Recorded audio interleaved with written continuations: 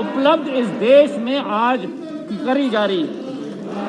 ये उनका संकल्प है कि भारत आगे बढ़ेगा। जैसे महात्मा गांधी जी ने कहा था कि भारत का असली नागरिक गांव में रहता है, और हमारे प्रधानमंत्री जी का भी वही संकल्प है कि जो सुविधाएं शहरी व्यक्ति को मिलता है वही सुविधाएं हमारे ग्रामीण अंचल के निवासियों को भी मिले। उनकी सोच और विचारधारा है कि सबका साथ और सबका विकास, और हवाई सेवा उसी सोच विचारधारा के साथ जुड़ी हुई है। यात्रा का प्रजातंत्रीकरण, यात्रा का लोकतंत्रीकरण अगर किसी सरकार के समय में हुआ है तो वो आदरणीय नरेंद्र मोदी जी प्रधानमंत्री जी की सरकार में हुआ है। और ये सारी चीजें सभापति महोदय जुड़ी हुई हैं एक ही सोच और विचारधारा के साथ, और वो सोच विचारधारा है एक आत्मनिर्भर भारत का। भारत सक्षम बने तो भारतीयों के लिए बने, और जब भारत भारतीयों के लिए सक्षम बनेगा, जब भारत आत्मनिर्भर बनेगा, तो विश्व पटल पर उभरने की पूरी क्षमता हमारा भारत सदैव रखेगा। तो यही सोच के साथ जहां एक तरफ आम जनता के लिए सुविधा, दूसरी तरफ सबका साथ और सबका विश्वास और सबका विकास, तीसरी तरफ एक आत्मनिर्भर भारत की सोच और विचारधारा। और आप सोचिए सभापति महोदय कि इस चुनौती के समय में जब कोरोना का महामारी है, और उस कोरोना के महामारी में भी संवाद के बदले में नारेबाजी हो रही है, इस संवाद के बदले में नारेबाजी के माहौल में हमारी सरकार प्रतिबद्ध है कि नारे जितने भी लगे, हम देश के लिए संकल्पित हैं, हम किसान के लिए संकल्पित हैं, हम गरीब के लिए संकल्पित हैं, और देश के विकास के लिए संकल्पित हैं। और इस वातावरण में, कोरोना का वातावरण लेकिन संवाद नहीं चाहते, कोरोना का वातावरण लेकिन चर्चा नहीं चाहते, कोरोना का वातावरण हमारे प्रधानमंत्री और हमारे सरकार ने निश्चय लिया है कि चुनौती को भी हम अवसर में बदलेंगे, और गरीबों और किसानों और आम जनता तक हम हर सुविधा पहुंचाने के लिए कोशिश करेंगे। एक दो उदाहरण मैं आपको देना चाहता हूं सभापति महोदय कि इस योजना उड़ान का लाभ कैसे हमारे आम जनता को मिला है। एक शहर है बिहार में, उस शहर का नाम है दरभंगा। उस दरभंगा में स्वतंत्रता के समय में एक हवाई पट्टी बनी थी, और एक निजी एयरलाइन दरभंगा एविएशन 1950 से 1962 तक वहां चलती थी। उसके बाद दरभंगा नागर विमानन नक्शे से मिट गया, कोई सुविधा वहां नहीं मिलती थी। सबसे पास वाला एयरपोर्ट हवाई अड्डा पटना था, जो 5 घंटे दूरी पे थी। 9 नवंबर 2020 को पहली फ्लाइट दिल्ली से दरभंगा पहुंची। केवल दरभंगा के वासियों के लिए नहीं, लेकिन दरभंगा के आसपास 14 जिलों के वासियों में एक हर्ष और उल्लास का वातावरण तैनात हुआ। और 1.5 सालों में सभापति महोदय, जिस दरभंगा में एक फ्लाइट भी नहीं आता था,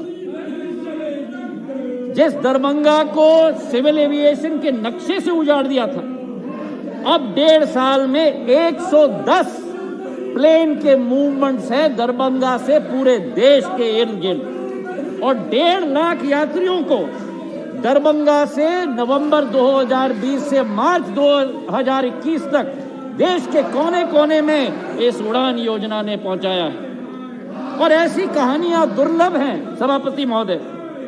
बेलगांव कर्नाटक जो अध्ययन का क्षेत्र है, उस बेलगांव कर्नाटक जो जुड़ा हुआ नहीं था, आज 170 एयरक्राफ्ट मूवमेंट्स हैं उस बेलगांव कर्नाटक से। 2.5 लाख यात्रियों का आवागमन हुआ है। उड़ीसा में झरसुगुड़ा क्षेत्र जो विश्व के द्वितीय युद्ध में एक हवाई पट्टी वहां लगी थी जो टूटी हुई थी, उड़ीसा के बॉर्डर पे रहता है। छत्तीसगढ़ के बॉर्डर पे रहता है। भुवनेश्वर 325 किलोमीटर दूर है। सबसे पास वाला एयरपोर्ट उड़ीसा में नहीं, झारखंड में रांची में उपस्थित है। वीर साई एयरपोर्ट मार्च 2019 में स्थापित किया गया। आज 9 बड़े शहरों से जुड़ा गया है। दिल्ली, मुंबई, चेन्नई, बेंगलोर, हैदराबाद, रायपुर, पटना, भुवनेश्वर। 2 लाख से ज्यादा यात्री ने अब वहां से सुलभ यात्रा की है। 140 फ्लाइट्स वहां से कनेक्टेड हैं। ये कहानी है प्रधानमंत्री नरेंद्र मोदी जी के सबका साथ, सबका विश्वास और सबका विकास की कहानी। ये कहानी है भारत की, आत्मनिर्भर भारत की कहानी प्रधानमंत्री जी के नेतृत्व में। ये कहानी है भारत के कोने कोने के, और ऐसे अनेक कहानियां हैं। रूपसी एयरपोर्ट असम में, किशनगढ़ राजस्थान में, जगदलपुर छत्तीसगढ़ में, अदमपुर पंजाब में, हुबली कर्नाटक में। ऐसे अनेक कहानियां हैं सभापति महोदय। और उड़ान का जो लक्ष्य है कि हम लोग टियर 2 और टियर 3 शहरों को जोड़ के रखेंगे, उत्तर पूर्वी भारत को जोड़ के रखेंगे, हमारे पहाड़ी राज्यों को जोड़ के रखेंगे, हमारे द्वीपों को जोड़ के रखेंगे। और इसके लिए 5 क्षेत्र हमने बनाए हैं, उत्तर, दक्षिण, पूर्व और पश्चिम। और उत्तर पूर्व का क्षेत्र, बैठ जाओ 30% हर एक रीजन को हमने अपना नेतृत्व करने की क्षमता दी है। अब इस क्लबिंग के